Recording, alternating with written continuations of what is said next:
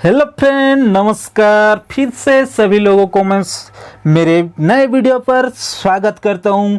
आज का इस वीडियो में मैं लेकर आया हूं दोहे, जो गोस्वामी तुलसीदास जी के लिखित दोहे, जो अनमोल वाणी हम पढ़ चुके हैं, जो हिंदी सौरभ का जो कविता जो अध्याय। तो आज इस वीडियो में हम डिस्कस करेंगे प्रश्न उत्तर जो दोहे का। तो दोस्तों, अगर वीडियो पर आप नए हैं या नए विजिट कर रहे हैं तो दोस्तों जरूर इस चैनल को सब्सक्राइब कीजिएगा, लाइक कर दीजिएगा और साथ में बेल आइकन को भी ऑन करें और अपने दोस्तों के साथ भी शेयर करें। दोस्तों, अगर इस विषय का जो एक्सप्लेनेशन या विषय वस्तु जो टॉपिक नहीं देखे हैं तो जरूर मेरे वीडियो पे या डिस्क्रिप्शन में लिंक दिया रहेंगे, उसमें जाकर जरूर विषय वस्तु एक्सप्लेनेशन देख सकते हैं। तो चलिए दोस्तों, आज का जो वीडियो लाया हूं प्रश्न उत्तर आलोचना जो मैट्रिक परीक्षा प्रस्तुति अनुसार। तो चलिए आगे हम बढ़ते हैं आज के वीडियो की ओर। तो संग माने जो आज जो प्रश्न उत्तर आलोचना जो हिंदी सौरभ जो 10ମ श्रेणी जो अनमोल वाणी जो दोहे तुलसीदास आज यह वीडियो जो प्रश्न उत्तर आलोचना करवा। तेणु सांग मैंने जदि चैनल नुआ करी देखुथिबे सब्सक्राइब निहाती भाव में करिया। वीडियो केमती लागिला जणैबे, जो ओडिया मीडियम जो हिंदी पिला माने जो पढ़ुथिबे। तो चलिए दोस्तों, आज का जो विषय हम जो प्रश्न उत्तर अनमोल वाणी तुलसीदास जी के दोहे का आज हम डिस्कस करते हैं या आलोचना करेंगे। जो प्रश्न नंबर 1 में जो प्रश्न जो पूछा गया, कौन सा सवाल पूछा गया है, कौन सा जो प्रश्न देखते हैं। निम्नलिखित शब्दों का उत्तर 2 या 3 वाक्य में जो दीजिए। जो 1 नंबर जो प्रश्न का में जो क्या प्रश्न है देखते हैं। कठोर वचन का क्यों परिहार करना चाहिए। जो प्रश्न नंबर 1 का प्रश्न क्या है दोस्तों, कठोर वचन का क्यों परिहार करना चाहिए। कठोर वचन है कड़वे वचनों का क्यों परिहार या त्यागना चाहिए। तो इसका उत्तर क्या होगा मेरे प्यारे दोस्तों। कठोर वचन सबको दुख पहुंचाते हैं। मीठे वचन तो वशीकरण के समान है, इसलिए हमें कड़वे वचन न बोलकर हमेशा मीठी वाणी ही बोलना चाहिए। इसीलिए हम कठोर वचन को परिहार या त्याग करना चाहिए। तो चलिए दोस्तों, फिर से जाते हैं खा प्रश्न में। जो प्रश्न दिया है देखो, मीठे वचन से क्या लाभ होता है। तो दोस्तों, जो प्रश्न नंबर खा में जो प्रश्न दिया है, मीठे वचन से क्या लाभ होता है, तो इसका उत्तर होगा मीठे वचन सबको प्रिय होता है। मीठी वाणी से हम सबको अपने वश में कर सकते हैं, इसीलिए इसका लाभ अनेक है। हम मीठी वाणी से सबको अपने वश में कर सकते हैं, आप सबको सुख शांति दे सकते हैं। उसके बाद जो ग में जो प्रश्न है, ग प्रश्न में क्या प्रश्न है देखते हैं दोस्तों। संतोष धन के समान कौन कौन से धन धूरी के बराबर माने जाते हैं।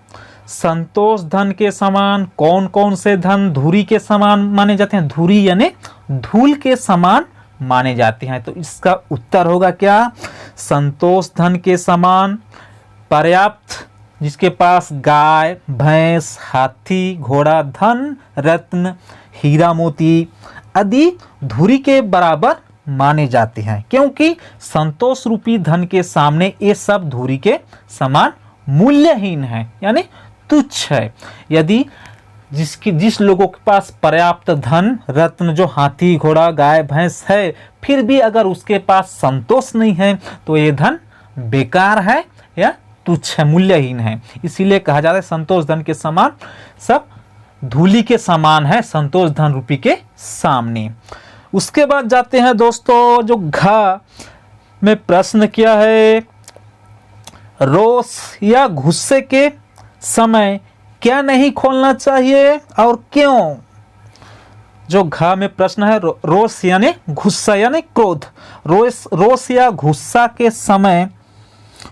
के समय क्या नहीं खोलना चाहिए और क्यों? इसका उत्तर क्या होगा? रोष या क्रोध के समय जीभ नहीं खोलना चाहिए, यानी जुबान नहीं खोलना चाहिए। क्रोध में मनुष्य कड़वे बातें बोल जाता है, अर्थात किसी को कुछ नहीं कहना चाहिए। किस समय? आप जब क्रोधित हो जाते हैं या गुस्से हो जाते हैं, उस समय अपने जुबान या अपने जीभ नहीं खोलना चाहिए। ये कड़वे बातें तलवार से भी अधिक घाव करता है, यानी आघात देता है। उसके बाद जाते हैं दोस्त, अंगा में जो प्रश्न पूछा गया, क्या पूछा गया है देखते हैं। मीठे वचन की तुलना वशीकरण मंत्र से क्यों की गई है? इसका प्रश्न क्या है? मीठे वचन की तुलना वशीकरण मंत्र से क्यों की गई है? वशीकरण माने वश में करना, किसी को आकर्षित करना। तो इसका उत्तर होगा मेरे प्यारे दोस्तों, मीठे वचन से हम सबको अपने वश में कर सकते हैं। मीठे वचन से शांति और सुख बनी रहती है, सबको सुख मिलता है। मीठे वचन तो वशीकरण मंत्र के समान है। उसके बाद जाते हैं दोस्तों, च में जो प्रश्न क्या है, हमें सोच विचार कर क्यों बोलना चाहिए? इसका उत्तर होगा क्या? हमें सोच विचार कर, यानी सोच समझ कर क्यों बोलना चाहिए किसी के सामने। इसका उत्तर क्या होगा? कड़वे बातों का प्रहार सीधे हृदय और मन पर होता है। तलवार शरीर पर घाव करता है, मगर कड़वे बातें सीधे मन और दिल पर पड़ता है, उसका जो प्रभाव। इसीलिए हमें सोच विचार कर किसी के सामने भी बोलना चाहिए। इसका उत्तर होगा दोस्तों, आप समझ ही चुके होंगे। उसके बाद जाते हैं प्रश्न नंबर 2। प्रश्न नंबर 2 में निम्नलिखित अवतरणों का आशय 2-3 वाक्यों में स्पष्ट कीजिए। इसका अर्थ हम लिखेंगे, जो दोहे का जो अर्थ है उसको हम लिखेंगे। जो का देखो, का में तुलसी मीठे वचन ते सुख उपजत चहुओर, इसका जो स्पष्ट हम शब्द समझाएंगे वाक्यों में, अयास 2-3 वाक्यों में हम इसको देंगे। तुलसी मीठे वचन ते सुख उपजत चहुओर, तुलसीदास जी के मीठे, इसका उत्तर होगा तुलसीदास जी के मीठे वचन से चारों ओर सुख शांति पैदा होता है। अगर जो मीठी वाणी बोलता है वो सबको सुख रखता है और सबको शांति दिलाता है। अगर मीठी वाणी से हम सबको अपने वश में कर सकते हैं, अगर कड़वे बातें बोलेंगे तो क्या होगा? दूसरे को दिल को ठोस पहुंचेगा। इसीलिए हमें तुलसीदास जी कहते हैं, अगर हम मीठी वाणी से सबको अपने वश में कर सकते हैं तो कड़वे बातें हमें कभी भी नहीं बोलना चाहिए। उसके बाद 2 नंबर का जो खा, जब आवे संतोष धन सब धन धुरी समान, इसका हम अर्थ स्पष्ट करेंगे। जब आवे संतोष धन सब धन धुरी समान, इसका अर्थ होगा दोस्तों, यदि हीरा मोती धन रत्न हाथी घोड़ा आदि धन होते हुए भी अगर उसके पास सुख शांति नहीं है तो वो सब धन किसके समान होंगे? धूल के, यानी धूरी के समान बराबर है। अगर किसी के पास पर्याप्त गाय भैंस सभी है, फिर भी अगर उसके पास संतोष नहीं है, सुख नहीं है, शांति नहीं है, तो वो धन, अगर गरीब के पास भी, अगर जो गरीब एक आदमी सुख है, शांति है, उसके पास कुछ नहीं है मगर उसके संतोष है, तो उसके सामने सब धन बेकार है। संतोष धन के सामने सब धूल के बराबर है। उसके बाद जाते हैं दोस्तों गा में क्या जो प्रश्न है, रोशना रसना खोलिए बरु खोलियो तरवारी तलवार होगा, इसका तरवारी होना चाहिए दोस्तों। रोशना रसना खोलिए बरु खोलियो तरवारी, हम इसका अर्थ स्पष्ट करेंगे। उत्तर, क्रोध में किसी के सामने अपने जुबान नहीं खोलना चाहिए, क्योंकि क्रोध में कड़वे बातें निकल जाता है, वह फिसल जाता है जीभ से। उसी कड़वे बात मन और दिल यानी दिल और हृदय को आघात देता है, यानी घाव देता है। जैसे तलवार के वार हो गए दोस्तों, वार शरीर पर घाव करता है, उसी तरह कड़वे बातें भी दिल और मन को कष्ट देती है। उसके बाद जाते हैं दोस्तों प्रश्न नंबर 3 पर जो पूछा गया सवाल देखते हैं। प्रश्न नंबर 3, निम्नलिखित प्रश्नों का उत्तर एक एक वाक्य में दीजिए। 3 नंबर का जो का प्रश्न है, किसके चारों ओर सुख उपजता है? उपजता है पैदा होना या जो सृष्टि होना। किसके चारों ओर सुख उपजता, पैदा होना या जो उत्पन्न। तो किसके चारों ओर सुख उपजता है? इसका उत्तर होगा जो हमेशा मीठी वाणी बोलता है, उसी के चारों ओर सुख उपजता है या नहीं उत्पन्न होता है। उसके बाद जाते हैं दोस्तों खा, वशीकरण का मंत्र क्या है? इसका अर्थ होगा क्या? वशीकरण का मंत्र क्या है? वशीकरण का मंत्र है मीठे वचन ही वशीकरण का मंत्र है। उसके बाद गा में हमें क्या परिहार या छोड़ना चाहिए? इसका उत्तर होगा दोस्तों हमें कड़वे बातें को परिहार करके हमेशा मीठी वचन ही बोलना चाहिए। उसके बाद घ में प्रश्न, कवि ने संतोष का तुलना किससे की है?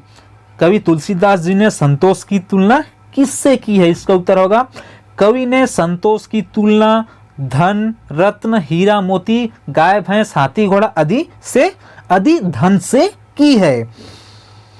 उसके बाद अंगन्या में क्या होगा देखो, कब रसना नहीं खोलना चाहिए? यानी रसना यानी जुबान, जीभ नहीं खोलनी चाहिए। उत्तर, जब क्रोध या गुस्सा के समय रसना या जुबान नहीं खोलना चाहिए।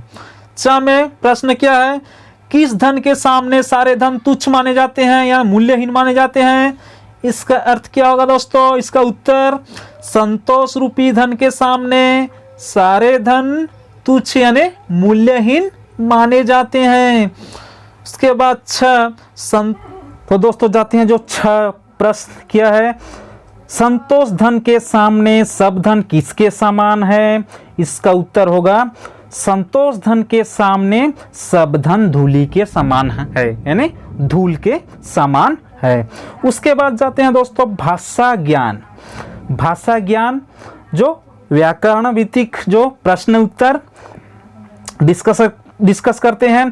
प्रश्न नंबर 1 में निम्नलिखित शब्दों का विपरीत शब्द लिखिए। जैसे मीठा का कड़वा, सुख का दुख, कठोर का कोमल यानी नरम। उसके बाद जो प्रश्न नंबर 2, निम्नलिखित शब्दों का समानार्थी शब्द यानी पर्यायवाची शब्द लिखेंगे। समानार्थी शब्द जो ओडिया रे कहते जो प्रतिशब्द जमती समानार्थी शब्द देखते हैं। वचन, वचन का जो समानार्थी या पर्यायवाची जो शब्द है वचन का जो भाषण, वाणी, जो भाषण यहाँ होगा भाषण। उसके बाद सुख का आनंद, हर्ष, खुशी आदि। उसके बाद कठोर का जो समानार्थी शब्द कड़क, ठोस, निर्दय। उसके बाद उपजना का पैदा होना, उगना, उत्पन्न आदि जो समानार्थी शब्द है। उसके बाद गो का जैसे गाय, धेनु है उसका समानार्थी शब्द। उसके बाद गज का हाथी, हस्ती इसका समानार्थी शब्द। उसके बाद बाजी का है घोड़ा, अश्व इसका समानार्थी शब्द। उसके बाद जो प्रश्न नंबर 3, निम्नलिखित शब्दों का प्रयोग से सार्थक वाक्य बनाएंगे, यानी अच्छे वाक्य हम गठन करेंगे। वशीकरण का जैसे हम इसका जो वाक्य है वशीकरण का, मीठी वाणी से हम किसी को भी वश में कर सकते हैं। इसका जो सार्थक वाक्य मैं लिख दिया हूं दोस्तों, मीठी वाणी से हम किसी को भी अपने वश में कर सकते हैं। उसी तरह कठोर का, हमें किसी के साथ कठोरता से पेश नहीं आने चाहिए। हमें किसी के साथ कठोरता से पेश नहीं आने चाहिए। उसी तरह गोधन का, हिंदू धर्म में गोधन अमूल्य रत्न के समान है। गोधन यानी गाय धन, जो गाय भैंस इत्यादि। संतोष का जो हम सार्थक वाक्य जब लिखेंगे, जिसका मन साफ है वो हमेशा संतोष रहता है। उसी तरह तलवार का, कड़वे वचन तलवार आघात बराबर है। जो सार्थक वाक्य में लिख दिया दोस्तों, कड़वे वचन तलवार के आघात के बराबर है।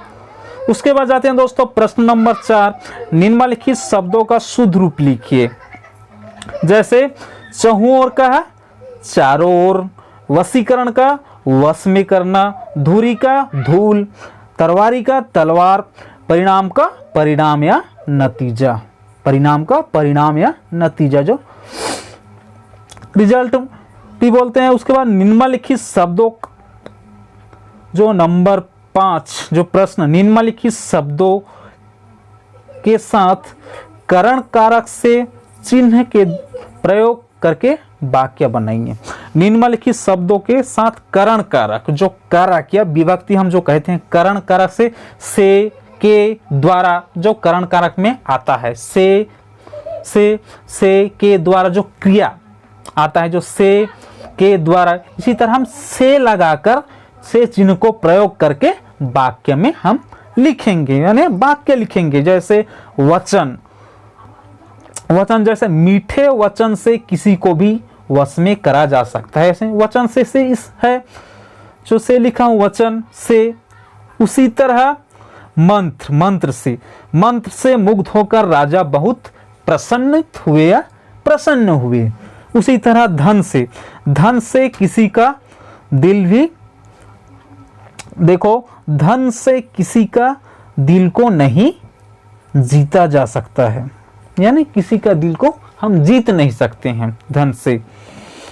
एक हम वाक्य दोस्तों अपने आप वाक्य लिख सकते हैं, अपने अलग अलग तरह की वाक्य यानी सार्थक वाक्य आप गठन कर सकते हैं। मैं जो लिखा हूं उसी को हम जो उदाहरण में लेकर आया हूं दोस्तों। उसके बाद जाते हैं तलवार से श्याम ने पेड़ काटने की कोशिश की, जो मैं एक वाक्य लिखा हूं।